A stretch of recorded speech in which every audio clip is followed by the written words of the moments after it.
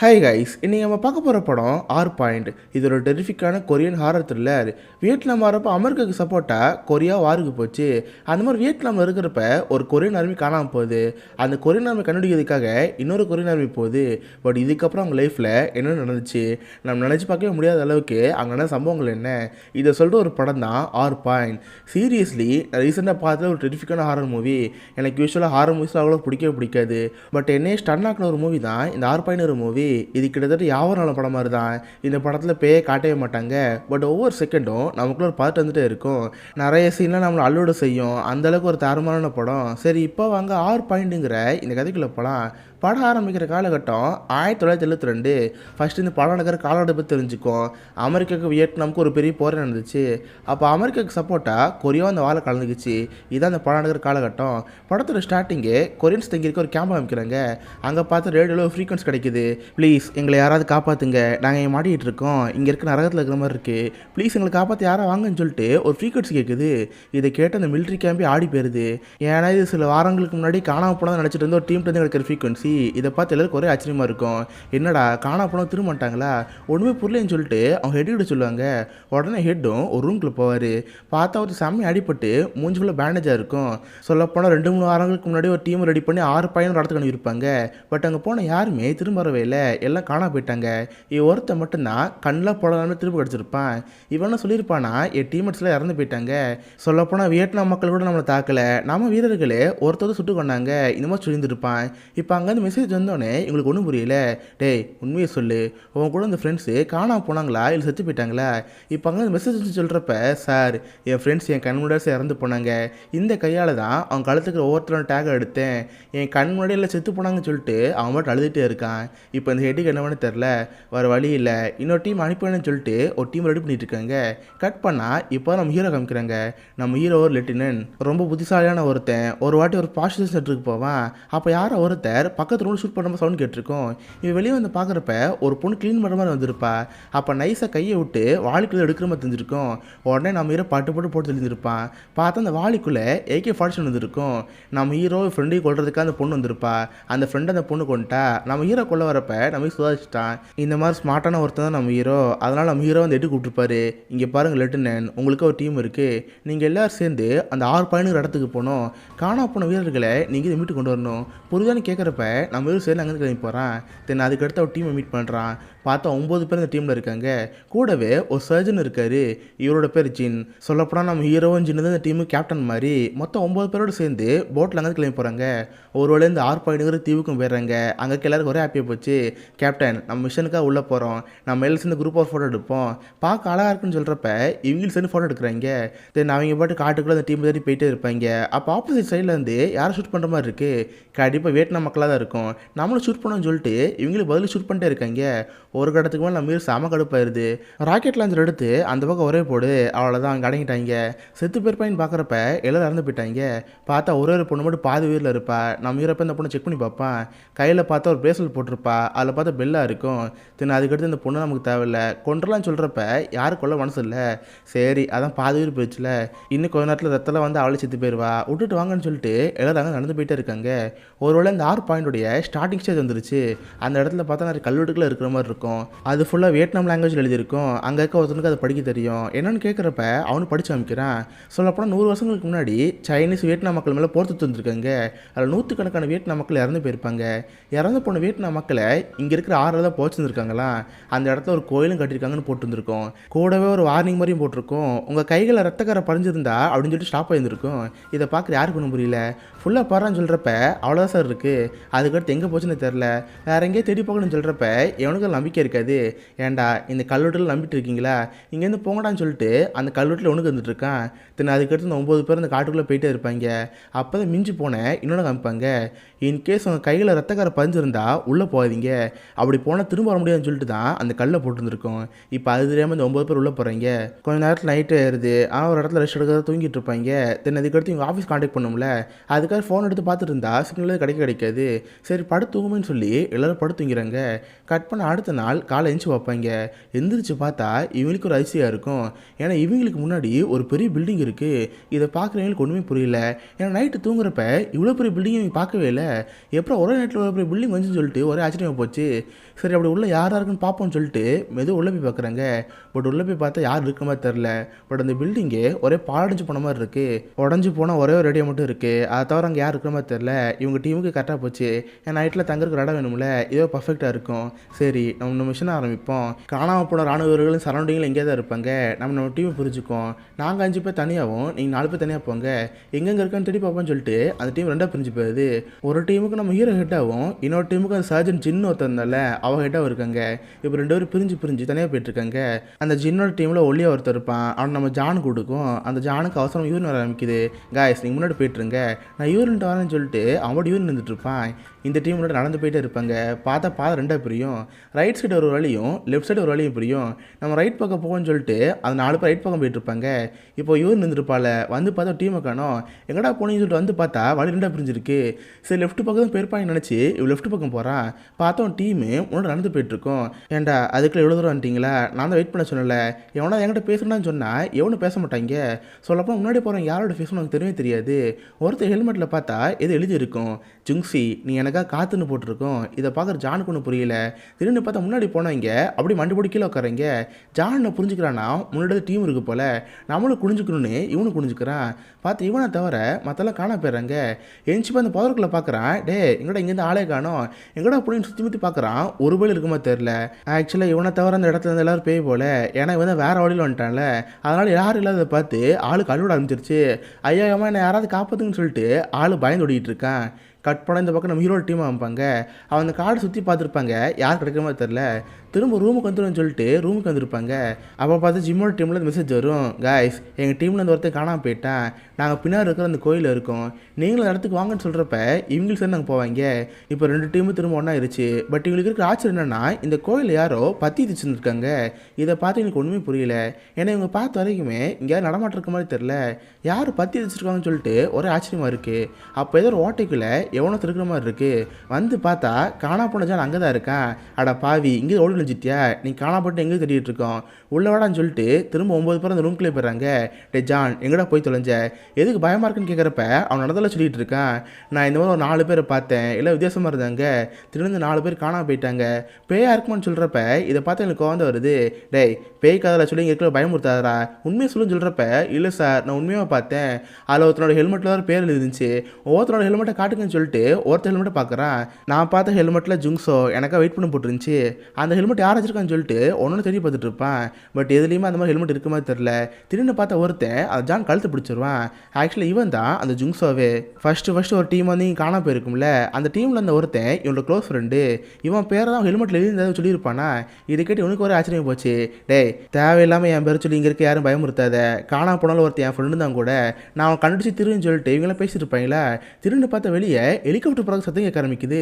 என்னென்ன எல்லாரும் வேகம் ஓடி வந்து பார்த்தா அமெரிக்கன் ஆர்மி. இவங்களாம் கிட்டத்தட்ட ஒரு டீம் மாதிரி தானே. பார்த்தா அமெரிக்கானோ ஹெலிகாப்டர் வந்து இறங்கும். இந்த பில்டிங் இவங்களுக்கு ஒரு ஹைட் அவுட் மாதிரி தான். 4 நாளைக்கு ஒரு இடம் இங்கே வருவாங்க. இவங்களோட பேட்டரிலாம் சார்ஜ் பண்ணி போவாங்க. அதுக்கு தான் நாங்கள் வந்தோம். பட் வந்தால் நாங்கள் உடனே இங்கேருந்து கிளம்பி போயிடுவோம். சார்ஜ் மட்டும் போட்டுக்கிறோன்னு சொல்லிட்டு இவங்களும் அந்த பில்டிங்கில் போயிடுவாங்க. தென் கொஞ்ச நேரத்தில் அந்த அமெரிக்க வீரர்கள் ஹெலிகாப்டர் திரும்ப அங்கேருந்து போகிறதா இருக்காங்க. நைட் இங்கேருந்து போகலாமல் கேட்குறப்ப சாரி இங்கே யாருமே இருக்கவே மாட்டாங்க. சொல்லப்போனால் இது ஒரு சபிக்கப்பட்ட இடம். இந்த இடத்த கட்டினது ஃப்ரெஞ்சு வீரர்கள் தான். பட் இங்கேருந்து எல்லாருமே மறுமான முறையில் இறந்து போயிட்டாங்க. சார் நாங்களும் இங்கே இருக்க மாட்டோம்ப்பா, நாங்கள் சீக்கிரமே இங்கேருந்து போயிடுவோம்னு சொல்லிட்டு அமெரிக்க வீரர்கள் திரும்ப அங்கேருந்து போயிடுறாங்க. இவங்களும் சரி நைட்டில் அங்கேயே படுத்துங்கிட்டு இருக்காங்க. வழக்கம் போல் அவங்க ஹையர் ஆஃபீஸருக்கு கான்டாக்ட் பண்ண முடியுமான்னு பார்த்துட்டு இருக்காங்க. பட் பார்த்தா கான்டாக்டே பண்ண முடியல. நம்ம என்னாச்சு கேட்குறப்ப சார் பக்கத்தில் இருக்கிறது கான்டாக்ட் பண்ண முடியல. பட் ரீசெண்டாக ஒரே ஒரு சிக்னல் மட்டும் டிரான்ஸ்மிட் ஆச்சு. பார்த்தா ஃப்ரெஞ்ச் ஆர்மிலேருந்து ஒருத்தர் ஃபோன் பண்ண மாதிரி இருந்துச்சு. கேட்டால் அவன் பேர் பால்னு சொன்னான். நாங்கள் 2 ட்வின் பிரதர்ஸ் இங்கே மாட்டிக்கிட்டோம், வந்து காப்பாற்ற முடியுமான்னு கேட்டேன். எனக்கு ஒன்றுமே புரியல. நான் போய் காப்பாற்றலாமல் கேட்குறப்ப நம்ம பேருக்கு ஒன்றும் புரிய முடிக்குது. எனது ஃப்ரெண்ட்ஸ் ஆர்மியா, அவங்க கூட இங்கே வர போகிறாங்க, உனக்கு அதை பிரம்ம பிடிச்சி போச்சா, பேசாமல் படுத்துங்கடான்னு சொல்லிட்டு அவனோட உட்கார வச்சிருப்பாங்க. கட் பண்ண இந்த பக்கம் வந்து ஜுங்ஸோங்கிறவங்க வைப்பாங்க. அவன் ஜானை தனியாக கூட்டு போய் டே போன வாட்டி ஒரு டீம் காணாமல் போச்சுல, அதில் ஃப்ரெண்டு வந்துருக்கான், அதை பற்றி உனக்கு எப்படி தெரியும், என் பேர் ஜுங்ஸோங்கிற விஷயம் போது கொண்டும் உனக்கு எப்படி தெரியும் சொல்கிறான் அவங்ககிட்ட கேட்குறப்ப டே சத்தியமாக உன் பேர் ஜுங்ஸோன் எனக்கு தெரியவே தெரியாதுரா, நான் காலைல பார்த்ததில் உண்மை தான், இறந்து போனவங்க என் கண்ணுக்கு தெரிஞ்சாங்க, நான் சொல்கிறது கேளுன்னு சொல்கிறப்ப 2 சண்டையை போட்டுட்டு இருப்பாங்க. இவங்க சண்டை போகிறத யாரோ பார்க்குற மாதிரி தெரியுது. கட் பண்ணால் இதே டீமில் இருக்கிற இன்னொரு சோல்ஜர் காமிப்பாங்க.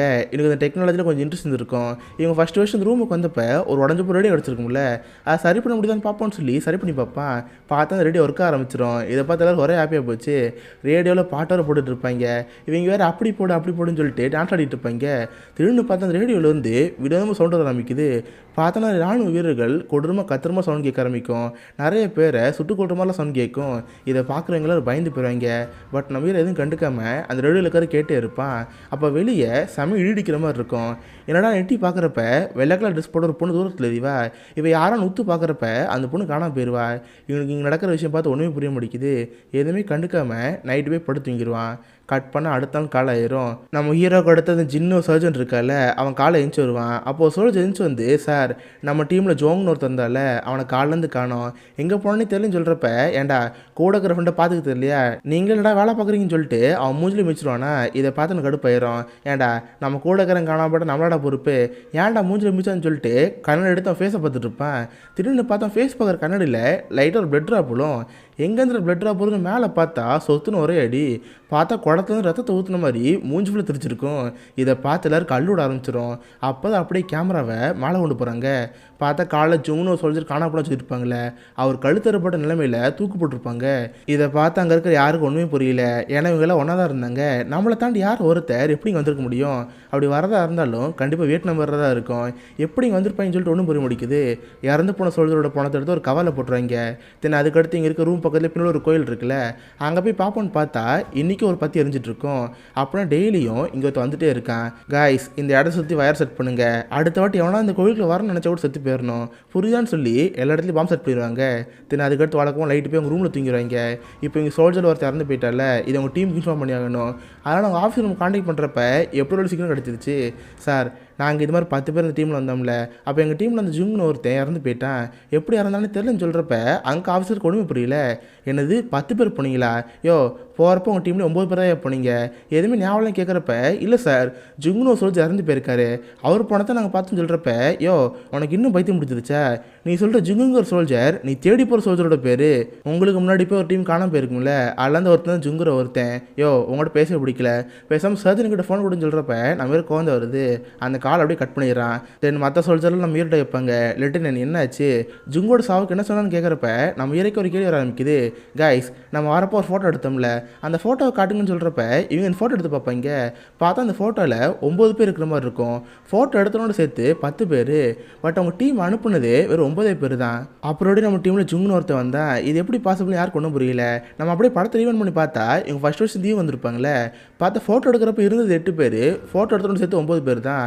அப்போ அந்த ஜுங்குங்கிறவன் பேன் இப்போ தான் அவங்களுக்கு புரியுது. பட் இவங்களால இதை நம்பவே முடியல. சரி, காவலிக்கார 2 பேர் வெளியே இருங்க, மற்றபடி எல்லாரும் போய் நைட்டு தூங்குன்னு சொல்கிறப்ப எல்லோரும் படுத்தவங்க போயிடுறாங்க. நம்ம வெறும் சும்மா ரவுண்ட்ஸ் போய் வெளியே போயிட்டுருக்கான். அப்போ நேற்று பார்த்த மாதிரியே வெள்ளையாக ஒரு பெண்ணோட உருவத்தை பார்க்குறான். நேற்று அந்த பொண்ணோட ஃபேஸை தெளிவாக பார்க்கல, இன்றைக்கி அந்த ஃபேஸ் யாருன்னு பார்க்குறப்ப இன்னொன்று கல் விட்டுருது. பார்த்தவங்க ஃபஸ்ட்டு வருஷம் தீவுக்கு வந்தப்போ சில வியட்நாமியர்களை தாக்குனாங்களே, அதில் ஒரு பொண்ணோட பாதியோடு வந்திருப்பாள், அந்த பொண்ணு தான் இங்கே வெளியிட்ட சப்போர்ட் இருக்கா. இதை பார்த்து நம்ம யாரும் நம்பவே முடியல. ஏ பொண்ணே, நீ எங்கே போகிற, நில்லுன்னு சொல்லிட்டு இவன் டார்ச்சில் எடுத்து பின்னாடி ஃபாலோ பண்ணி வந்துட்டு இருக்கான். பார்த்தா அந்த பொண்ணு ஒரு வயலுமே இடத்த கூட்டி போயிட்டு இருக்கா. அங்கே போய் பார்த்தா திடீர்னு அந்த பொண்ணு காணாம போயிடுறா. பட் சடனாக நம்ம ஹீரோட கண்ணுக்கு ஒரு சாமி சிலை தெரியுது, கூடவே ஒரு கல்லறை அங்கே இருக்குது. இந்த மாதிரி ஒரு இடத்த இது வரைக்கும் பார்த்ததே இல்லை. சரின்னு அந்த கலரை செக் பண்ணி பார்க்குறப்ப இன்னொரு மிகப்பெரிய ஷாக்கு, அந்த கல்லறைக்கு ஒருத்தனோட பேர் பால்னு போட்டிருக்கு. இதை நம்ம ஹீரோ யோசிச்சு பார்க்க ஆரம்பிக்கிறான். இதுக்கு கூட உங்களுக்கு ஒரு சிக்னல் கிடச்சிருக்கும். பால்னு ஒரு ட்வின் பிரதர்ஸ் 2 பேர் பக்கத்தில் இருந்து கைன்னு போட்டிருக்கும்ல, அந்த 2 பேரோட கல்லறை இங்கே இருக்குது. செத்து போனவங்க எப்படி கொஞ்சத்துக்கு முன்னாடி சிக்னல் அனுப்பியிருக்க முடியும்? இதை பார்த்து நம்ம ஹீரோக்கு ஒன்றும் புரியல, குழம்பு போய் தான் இருக்கான். கட் பண்ணால் இந்த பக்கம் 2 பேர் காமிப்பாங்க. யாருன்னு பார்த்தா ஜுங்சன் ஒருத்தன் இருப்பாள், அவனும் ஜானும் தான். இன்றைக்கி அவங்க 2 பேரும் செக்யூரிட்டி போட்டிருப்பாங்க.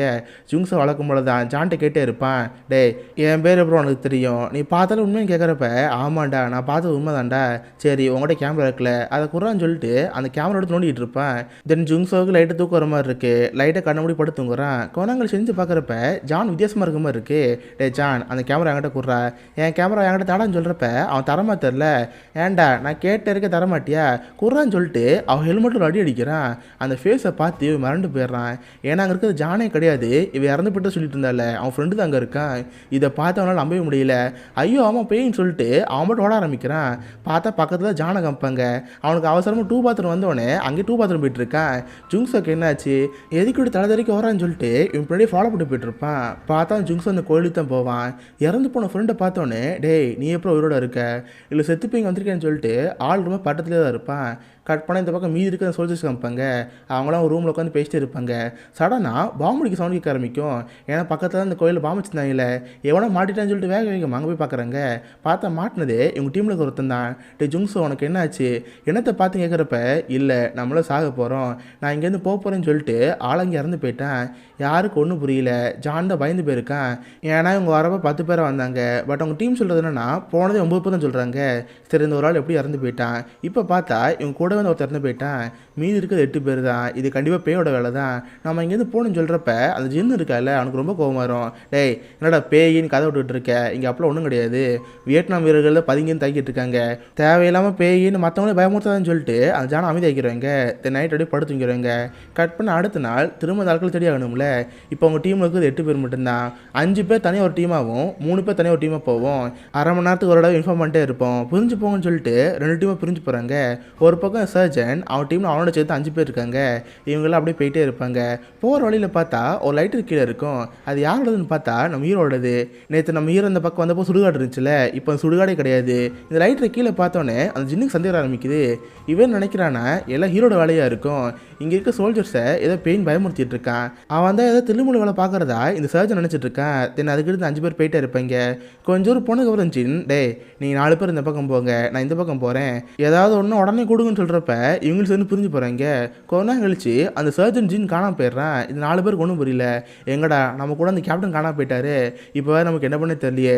சரி எப்படி இந்த ஆத்தாண்டி தான் போகிற மாதிரி இருக்கும் உள்ளே போனான்னு சொல்லிட்டு மெதுவாக நடந்து போயிட்டே இருப்பாங்க. திடீர்னு பார்த்து அந்த ஆற்றுக்குள்ளேருந்து ஒரு பணம் வரும். அந்த பணத்தை பார்த்து பயந்து போயிடுவாங்க. அப்போ தான் தெரியுது அதில் ஒரு பணம் கிடையாது, அந்த ஆறு ஃபுல்லாக பணமாக மட்டும்தான் இருக்குது.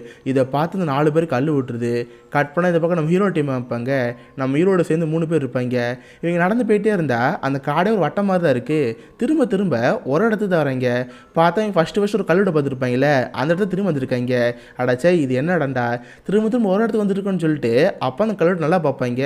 அன்னைக்கு கூட பாதி கல்விட பார்க்காம இருப்பாங்களே இப்போ தெரியுது. ஒன்ஸ் நீங்கள் உள்ளே போயிட்டீங்கன்னா திரும்ப வரமுடியாதுன்னு போட்டுருக்கும்ல. இதை பார்த்து நம்ம இறகு பயம் ஆரம்பிச்சிருது. பட் எதுவும் கண்டுக்காமல் அவன் டீம் உள்ளே கூட போயிட்டே இருக்கான். பார்த்தா ஒரு இடத்துல ஒரு ஹெலிகாப்டர் கிராஷ் ஆன மாதிரி இருக்குது. என்னென்னு செக் பண்ணி பார்த்தா உள்ளே ஃபுல்லாக அமெரிக்க வீரர்கள். பட் அவங்க இறந்து பல வருஷம் ஆன மாதிரி இருக்குது. ஏன்னா எலும்புக்குள்ளே வந்து அந்த மாதிரி இருக்கும். பட் இவங்க கடைசி அந்த அமெரிக்க வீரர்களை பார்த்தது முந்தா நேற்று தான். ஏன்னா பேட்டரி சார்ஜ் பண்ணி வந்திருப்பாங்க, 10 நிமிஷத்தில் கிளம்பி இருப்பாங்களே. நேற்று காணாமல் போனவங்க எப்போ இங்கே செத்து போனாமல் இருக்க முடியும். அப்படியே இங்கே என்றைக்கு வந்திருக்காங்க. நம்ம அன்றைக்கி பார்த்தது பேயான்னு சொல்லிட்டு இந்த 3 பேர் பயம் ஆரம்பிச்சிருது.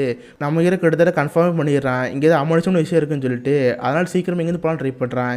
இப்போ ஒரு டீம் தனியாக போச்சுல அவங்களும் தெரியாதுன்னு சொல்லிட்டு இவங்க பின்னாடி ஃபாலோ பண்ணி போயிட்டு இருக்காங்க. அப்போ தான் இங்கே ஆற்றுக்குள்ளே பணத்தை பார்த்துருப்பாங்களே அந்த சவுண்டு எங்களுக்கு கேட்டிருக்கோம்.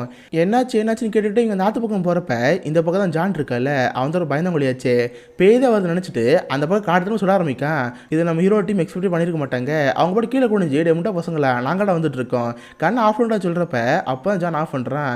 அப்போ இன்னொரு விஷயம் தெரிய வருது. எங்கள் டீமில் 3 பேர் இருந்தாங்களே அதில் ஒருத்தர் நெஞ்சில் புல்லட் பஞ்சிருச்சு. இந்த ஜான் சுட்டதுனால அந்த அங்கே இறந்து போயிட்டான். இதை பார்த்தவன் டீமில் எல்லாம் கடுப்பாயிருது. ஜானை போட்டு அடி நடிச்சு டே ஸ்டார்டிங்கில் எல்லா பிரச்சனையும் இதான் பண்ணிட்டு இருக்க இல்லாத விஷயத்துக்கு பயந்துட்டு இருக்கேன்னு சொல்லிட்டு ஜானை போட்டு அடிப்பாங்கல்ல. டே தேவையில்லாம அவனை போட்டு அடிக்காதீங்க செத்துட்டான் நம்ம போய் நம்ம வேலையை பார்ப்போன்னு திரும்ப எல்லாரும் அந்த பங்களாக்கே போயிடுறாங்க. அப்போ நம்ம ஹீரோ கேட்டு பார்ப்பான். ஆமாம் உங்கள் கேப்டன் ஜின்னு எங்கே அவர் உங்களோட வந்தாலும் கேட்குறப்ப ஆமாம் அப்புறம் தனியாக எங்கேயோ போகிறேன்னு போனார். பட் ஆள் திரும்ப வரவே இல்லை. அவர் காணா போயிட்டான்னு சொல்கிறப்ப இப்போ நம்ம ஹீரோ பயம் அதிகமாகிட்டே இருக்குது. இப்போ மொத்தமே இந்த டீமில் 6 பேர் இருக்காங்க. கட் பண்ண அப்படியே ஒரு கோயை காமிக்கிறாங்க. பார்த்தா அங்கே தான் அந்த சர்ஜன் சின்ன இருக்கான். அவன் அப்படியே மயக்கத்துலேருந்து கண் முடிக்கிற மாதிரி இருக்குது. அவனுக்கு எப்படி நம்ம இங்கே வந்தோம் இந்த கோயக்கில் வந்து ஒன்றும் தெரிய முடிக்குது. கையில் ஒரே ஒரு டார்ச் லைட் மட்டும் தான் இருக்கும். எப்படி வெளியே போகணும்னு தெரியாமல் டார்ச் வச்சுட்டு போயிட்டே இருப்பான். அப்போ அந்த இடத்துல ஒரு சோல்ஜர் இருக்கிற மாதிரி இருக்கும். அங்கே போய் பார்த்தா அவர் இறந்து போன சோல்ஜர். அவர் கையில் ஒரு டிரான்ஸ்மிட்டர் இருக்குது. சொல்லப்போனால் ஃபஸ்ட்டு உங்கள் டீம் ஒரு சிக்னல் கிடச்சிருக்கும்ல. சார் நாங்கள் இங்கே மாட்டிக்கிட்டோம் நரகத்தில் இருக்கிற மாதிரி இருக்குது ப்ளீஸ் எங்களை அப்படியே காப்பாற்றுங்க சொல்லி சிக்னல் சிக்னல் கிடச்சிருக்கும்ல, அந்த சிக்னல் இங்கேருந்து போயிட்டுருக்கு. பட் பார்த்தா சோல்ஜர் பணமாக இருக்கான். இவ அப்புறம் சிக்னல் இப்படிப்பான்னு சொல்லிட்டு எனக்கு ஒன்றும் புரியல. அந்த டிரான்ஸ்பரோட சேர்ந்து செத்து பணம் போல தூக்கிட்டு போயிட்டுருக்கான். கட் பண்ண இந்த பக்கம் நம்ம ஹீரோ டீம் வைப்பாங்க. இவங்களுக்குலாம் பயம் ஆரம்பிச்சிருச்சுல. நம்ம ஹீரோக்கு தெரியும் அமெரிக்க வீரர்கள் இறந்து போயிட்டாங்கன்னு சொல்லிட்டு அவங்க தனியாக ஒரு ரூம்குள்ளே போயிருப்பாங்களே. அந்த ரூம்குள்ளே போய் பார்ப்போம்னு சொல்லிட்டு பார்த்தா அங்கே சில ரேடியோக்கெல்லாம் இருக்கும். கைஸ் இதுக்கிட்ட இந்த அமெரிக்க வீரர்கள் வரமாட்டாங்க, அவங்க ரேடியோ எடுத்து எதாவது பண்ண முடியுதுன்னு பாருங்கன்னு சொல்கிறப்ப ஒரு சோல்ஜருக்கு சந்தேகம் ஆரம்பிக்குது. நம்ம ஹீரோ மேலே கண்ணை காமிட்டி, லெப்டினன்ட் நீங்கள் எதாவது பண்ணுறீங்களா, அந்த அமெரிக்க வீரர்களுக்கு என்னாச்சு, நாங்கள் முன்னாடி நேரத்தில் அந்த அமெரிக்க வீரர்களை பார்த்தோம், என்னாச்சும் சொல்லுங்கன்னு சொல்கிறப்ப மற்ற யாருக்கு ஒன்றும் புரியல. ஏன்னா ஹீரோட டீமுக்கு தெரியும் அந்த அமெரிக்க வீரர்கள் இறந்து போயிட்டாங்கன்னு சொல்லிட்டு அவங்க அன்றைக்கி வந்ததே பேயின்னு. பட் சர்ஜனோட டீமுக்கு தெரியவே தெரியாதுல்ல. டேய் நான் சொல்கிறத மட்டும் கேட்கணும், இதை ஆறு புரிஞ்சுன்னு சொல்லி கண்டது சப்புன்னு அறிஞ்சிருவான். தென் அதுக்கடுத்து ரெடியில் செட் பண்ணி எப்படியும் டீமுக்கு கான்டாக்ட் பண்ணிடுவாங்க. சார் நாங்கள் இங்கே நரகத்தில் மாட்டிட்டு இருக்க மாதிரி இருக்குது சார், நாங்கள் இந்த மிஷனில் தோற்று போயிட்டோம், காணா போன டீம் எங்களால் கண்டுபிடிக்க முடியல, ப்ளீஸ் ஒரு ஹெலிகாப்டர் அனுப்புங்க, நாங்கள் எங்கே தப்பிச்சோன்னு சொல்கிறப்ப சாரி சார் எங்களால் இந்த டைமில் ஹெலிகாப்டர் முடியாது, ஏன்னா நீங்கள் இருக்கிற தீவு ரொம்ப இருட்டான ஒன்று, போனால் எங்களுக்கு ஆபத்து தான், அடுத்த நாள் காலையில் ஹெலிகாப்டர் வரும், நீங்கள் அதில் ஏறி எங்கேருந்து வரலான்னு சொல்கிறப்ப இவங்களுக்கு என்ன செய்ய தெரில. ஒரு பயத்தோட 6 பேர் அங்கே இருந்துகிட்டே இருப்பாங்க. அப்போ வெளியே யாரோ ஒருத்தர் காத்தட்டுற மாதிரி இருக்கும். எல்லாருக்கும் அது பேயன்னு பயமாயிட்டே இருக்குது. காலத்தை வந்து பார்த்தா காணாப்போன ஜின்னு தான் அங்கே வந்திருப்பான். கூடவே செத்து போன சோல்ஜரோட எலும்பு கூடையும் ஒரு ரேடியோ தூக்கிட்டு வந்திருப்பான். இதை பார்த்து மற்ற எல்லாருக்கும் ஹாப்பியாக இருக்கும். அப்பாடா ஜின்னு வந்துட்டாரு, சர்ஜன் உள்ளவாங்கன்னு சொல்லிட்டு எல்லாம் உள்ள கூட்டிட்டு இருப்பாங்களா. பட் நம்ம ஹீரோ மட்டும் சந்தேகமாக இருக்கும். ஏன்னா அடுத்து தெரிஞ்சு போச்சுல இங்கே தான் முடிச்சு நடந்துட்டு இருக்குன்னு சொல்லிட்டு. அதனால் சர்ஜன் மேலே கண்ணை வச்சு, டேய் உன்னோட ஃபுல் நேம் சொல்லு, உன் மிலிட்ரி நம்பர் சொல்லு, எல்லாத்தையும் தெளிவு சொல்லாத நம்புன்னு சொல்கிறப்ப எல்லாருக்கும் ஒன்றுமே புரியல. பட் அந்த ஜின்னும் எல்லாத்தையும் கரெக்டாக சொல்லிடுறான். இன்னொரு சோல்ஜர் ரொம்ப பயந்து போயிருக்கான். ஜின்னோட காலையில் விழுந்து, கேப்டன் எனக்கு ரொம்ப பயமாக இருக்குது, ப்ளீஸ் என்னை எப்படி எங்கேருந்து காப்பாற்றி விட்டு போயிருங்க, எனக்கு ஒரு குடும்பம் இருக்குன்னு சொல்லிட்டு அவன் மட்டும் கால் விழுந்து அழுதுட்டு இருப்பான். யாரும் அதை பெருசாக எடுத்துக்க மாட்டாங்க. திடீர்னு அந்த ஜின் என்னச்சான்னு தெரியல ஒரு பெரிய கத்தி எடுக்க ஆரம்பிக்கிறான். அதை எடுத்து கழுத்தில் ஒரு போடு போடுறப்ப மற்ற யாருக்கு ஒன்றும் புரியல. ஆக்சுவலாக அந்த ஜின்னோட உடம்புக்குள்ளே ஒரு பேய் பூந்துருக்கு. அதை வச்சா வாழை அவன் கொண்டுட்டான். இதை பார்த்து மற்ற யாருக்கு ஒன்றும் புரியல. கேப்டன் உடம்புல பேருக்குன்னு சொல்லிட்டு ஜின்னு அங்கேயே பட்டு போட்டு சொல்லிடுவாங்க. இப்போ அவங்க டீமில் இருக்கிறது 5 பேர் தான். அந்த 5 பேர் வட்டம் நின்றுட்டு ஒருத்தர் பார்த்துட்டு இருப்பாங்க. அப்படியே பார்த்தா இவர் உருவம் நம்ம கண்ணுக்கு தெரியும். இப்போ தான் அந்த பேய் எப்படி ஒர்க் ஆகுதுன்னே தெரியுது. ஆக்சுவலாக அந்த பேய் என்ன பண்ணுன்னா ஒருத்தர் உடம்புக்குள்ளே பேரும் அவருக்கு சில இலியூஷன் வர வைக்கும். இப்போ ஆப்போசிட்டில் ஒருத்தர் இருக்கான்னு வச்சுக்கோம், அவனுக்கு பின்னாடி இறந்து போன உருவம் தெரியுற மாதிரி இருக்கும். இவன் என்ன பண்ணுவான், பின்னாடி தான் வித்தியாசமாக ஆள் இருக்கான்னு நினச்சி முன்னாடி இருக்கிற ஆளையை கொண்டுருவான். இப்படி தான் ஒருத்தன் அவனோட ஷூட் பண்ணிட்டு இருக்காங்க. பட் இந்த விஷயம் அவங்க யாருக்கு ஒன்றும் புரிய முடிக்குது. திடீர்னு பார்த்தா ஜான் டிஃப்ரெண்டாக பிஹேவ் பண்ணுறான். அவள் ஆள் மேலே கண்ணை காட்டிகிட்டு இருக்கான். நம்ம ஹீரோக்கு புரிஞ்சு போச்சு இதெல்லாம் பேயோடலன்னு சொல்லிட்டு ஜான் கத்தி கூப்பிட்றப்ப அவர் சிறனுக்கு வந்துடுறான். காய்ஸ் நம்மளுக்கு சுற்றி ஏதோ ஒரு பேய் இருக்குது, நம்ம உடம்புக்குள்ளே பூந்து நம்ம ஆட்களை கொல்ல பார்க்குது, எல்லாரும் சுயநனவோட இருங்க, நான் சொல்கிற மட்டும் கேளுங்கன்னு இருக்கிறப்ப 5 பேர் ஒருத்தர் பார்த்து இருப்பாங்க. பார்த்தா அந்த பேயோட பெர்ஃபெக்டில் ஒருத்தையும் அமைக்கிறாங்க. இப்போ பார்த்தா அந்த பேய் ஒருத்தவங்கள பேரும் இந்தோடி சுடாமல் அவங்களோட கிரனேட் இருக்கும், அதை தூக்கி போலான் இருக்கும். இதை பார்த்து நம்ம சுதாச்சிருவான். அந்த சோல்ஜரை ஷூட் பண்ணிடுவான். பட் அவங்ககிட்ட இருக்கிற கிரனேடு இவங்க மத்தியில் விழுந்துடும். எல்லாரும் அதை பார்த்து பயந்து வரப்ப ஒரு சோல்ஜர் மட்டும் அதை தூக்கி போலான்னு பார்ப்பான். பட் அதை வெடிச்சு அவங்க கண்ணெல்லாம் போயிடும். ஆளுக்கெல்லாம் செம்ம அடிபட்டுரும். இப்போ பார்த்தா ஒருத்தர் பாதி வீரில் இருக்கான், மீது 3 பேர் இருக்காங்க. அந்த 3 பேர் 2 பேர் ஒருத்தர் ஷூட் பண்ணி செத்து போயிட்டாங்க. இப்போ மீதி இருக்கிறது நம்ம ஹீரோவும் அந்த அடிப்படை சோல்ஜர் மட்டும்தான். நம்ம ஹீரோ என்னாலும் இந்த பேயோட சூழ்ச்சியில் மாட்ட மாட்டேன்னு இருக்கான். அப்போ தான் அங்கே சோல்ஜரோட பாக்கெட்டில் ஒரு ஃபோட்டோ இருக்கிற மாதிரி இருக்குது. அந்த ஃபோட்டோ எடுத்து பார்த்தா இன்னொரு மிகப்பெரிய ஷாக்காக இருக்குது. இப்போ இங்கே இருக்காங்களா அந்த பாலடைஞ்சு போன பங்களா, அது ஒரு காலத்தில் நல்லா இருந்திருக்கு. அதுக்கு முன்னாடி சில வியட்நாமர்கள் ஃபோட்டோ எடுத்துருப்பாங்க. அதில் ஒரு பொண்ணு தான் வெள்ளை கலர் ட்ரெஸ் போட்ட ஒரு பொண்ணு. இதை பார்த்து நம்ம ஹீரோக்கு ஒன்றும் புரியல. அப்போ நம்ம ஹீரோக்கு பின்னாடியே வெள்ளை கலர் ட்ரெஸ் போட்ட ஒரு பொண்ணு நிற்கிற மாதிரி இருக்குது. பார்த்தா ஃபஸ்ட்டு ஒரு பொண்ணை கொண்டு இருப்பாங்களே, அந்த பொண்ணு உருவம் தான் அங்கே இருக்குது. இப்போ நம்ம ஹீரோட்ட கன் எதுவுமே இருக்காது. பயந்து போன நம்ம ஹீரோ அவன் ஃப்ரெண்டை பார்க்க சொல்கிறான். பட் அவன் ஃப்ரெண்டுக்கு தான் பாம்பு முடிச்சிச்சுல, ஆனால் கண்ணு தெரியாமல் போயிருக்கோம். டே மச்சான் நான் பேசுகிற குரல் கேட்குதா, எனக்கு மட்டும் அந்த பேய் இருக்குது, கரெக்டாக 7 மணி ஷூட்டுன்னு சொல்கிறப்ப இவன் சவுண்டை மட்டும் தான் கேட்டுக்குவான். அந்த பேயை சொல்கிறேங்கிற பேரில் நம்ம ஹீரோ ஷூட் பண்ண ட்ரை பண்ணிட்டு இருப்பான். சாகிற அந்த கடைசி நேரத்தில் நம்ம ஹீரோக்கு சில விஷயம் தெரிஞ்சிட்ருக்கோம். பார்த்தா அந்த வியட்நாம் மக்கள் கொடூரமான முறையில் அமெரிக்க கவர்மெண்டாலையும் கொரிய கவர்மெண்டாலும் சாகிற மாதிரி இருந்துருக்கும். இதை பார்த்துக்கிட்டே நம்ம ஹீரோ இறந்து போயிடுவான். இப்போ வந்த 9 பேரில் எல்லாரும் இறந்து போயிட்டாங்க. ஒருத்த மட்டும் தான் பாதுரோடு இருக்கான். அவனுக்கு மூஞ்சில் கருகி போய் கண்ணது தெரியாமல் இருக்கு. கட் பண்ணால் அடுத்த நாள் காலருக்கு அப்படியே தான் இருக்கான். பார்த்தா அந்த இடத்துல ஒரு சூட் ரத்தம் கூட கிடையாது. ஒருத்தர் மாற்றி ஷூட் பண்ணியிருப்பாங்கல்ல, அங்கே ஒரு பணம் கூட கிடையாது. கட் பண்ண அடுத்த நாள் இவங்க டீம் ஹெலிகாப்டரில் அங்கே வரும். சீஃப் நாங்கள் இங்கே வந்துட்டோம். இங்கே வந்து வீரர்கள் எல்லாம் காணாம போயிட்டாங்க. ஒருத்தன் மட்டும் தான் ஃபேஸில் கருவி கிடச்சிருக்கான். நாங்கள் அவனை மட்டும் காப்பாற்றி கூட்டாருன்னு சொல்லிட்டு ஒரு சவுண்ட் மட்டும் கேட்குது. இதே தான் ஃபஸ்ட்டு போன டீமுக்கு ஆயிருக்கும். ஃபஸ்ட்டு போன டீம்லையுமே எல்லாரும் ஒருத்தர் சுறு சுற்றி போயிருப்பாங்க. பட் காலைல வந்து பார்க்குறப்ப எல்லாம் காணா போன மாதிரி இருந்திருக்கும். ஒருத்தன் மட்டும் ஃபேஸ் கருவி போய் கிடச்சிருந்துருப்பான். அவனோட தான் இந்த ஹெட்டில் விசாரிச்சிருந்துருப்பாரு. இப்போ அதே மாதிரி தான் இந்த 2வது டீம் இருந்திருக்கு. கட் பண்ண கடைசியில் திரும்ப ட்ரான்ஸ்ஃபர் அமைக்கிறாங்க. எகைன் அவங்க கவர்மெண்ட்டுக்கு ஒரு சிக்னல் கிடைக்குது. சார் நாங்கள் இங்கே மாட்டிகிட்டு இருக்கோம், ப்ளீஸ் எங்களை காப்பாற்ற யாராவது இங்கே வாங்க, இங்கே இருக்கவே நரக வேதனை இருக்குன்னு சொல்லிட்டு எகைன் டிரான்ஸ்போர்ட் சிக்னல் கிடைக்குது. இதோட 6 பாயிண்ட்டுங்கிற இந்த படம் முடியுது. ஸோ நிறைய பேருக்கு ஈஸியாக இந்த கதை புரிஞ்சிருக்க முடியும். அப்படி இன்கேஸ் புரியலன்னா சின்னதாக ஒரு விளக்கம் மட்டும்தான். அமெரிக்க வியட்நாம் வாருங்கிறது ரொம்ப மோசமான ஒன்று. ஏன்னா அந்தளவுக்கு அமெரிக்கன் கவர்மெண்ட் வியட்நாம் மக்களுக்கு கொடூரம் பண்ணாங்க. ஒருவேளை அந்த மாதிரி கொடூரமாக சாகப்பட்ட மக்கள் அந்த ராணுவ வீரர்களும் பழிவாங்கன்னு எப்படி இருக்கும்? அதுதான் இந்த பேய் கதை. ஸ்டார்டிங்கில் அவங்க அந்த 6 பாயிண்ட் இடத்துக்கு வந்திருப்பாங்களே, அப்போ கூட ஒரு கலர் வந்திருக்கும். இன்கேஸ் உங்கள் கைகளை ரத்தக்காரை படிஞ்சிருந்தா உள்ளே போகாதீங்க, போனால் திரும்ப வர மாட்டேன்னு போட்டுருந்துருக்கோம். இந்த ரத்தக்காரங்கிறது நீங்கள் நல்லவங்களா கெட்டவங்களாங்கிறத பேஸ் பண்ணுது. நீங்கள் இன்கேஸ் கெட்டவங்களா இருந்து இந்த 6 பாயிண்ட்டுக்குள்ளே போனீங்கன்னா கண்டிப்பாக இறந்து போயிடுவீங்க. நல்லவங்களா இருந்தீங்கன்னா உயிர் பிழைக்க சான்ஸ் இருக்குது. இதுதான் இந்த 6 பாயிண்ட்டுங்கிற இந்த கொரியன் படத்தில் கதை. ஸோ கண்டிப்பாக உங்கள் எல்லாருக்குமே இந்த படம் பிடிச்சிருக்குன்னு நினைக்கிறேன். அப்படி பிடிச்சிருந்தா இந்த வீடியோக்கு லைக் பண்ணுங்கள். இந்த மாதிரி வித்தியாசமான மூவிஸை பற்றி தெரிஞ்சுக்க மிஸ்டர் ஹாலிவுட் சேனலை சப்ஸ்கிரைப் பண்ணி வச்சுக்கோங்க. உங்கள் அடுத்த நாள் ஒரு ஆசமான வீடியோ மீட் பண்ணுறேன். அது வரைக்கும் பாய் கைஸ்.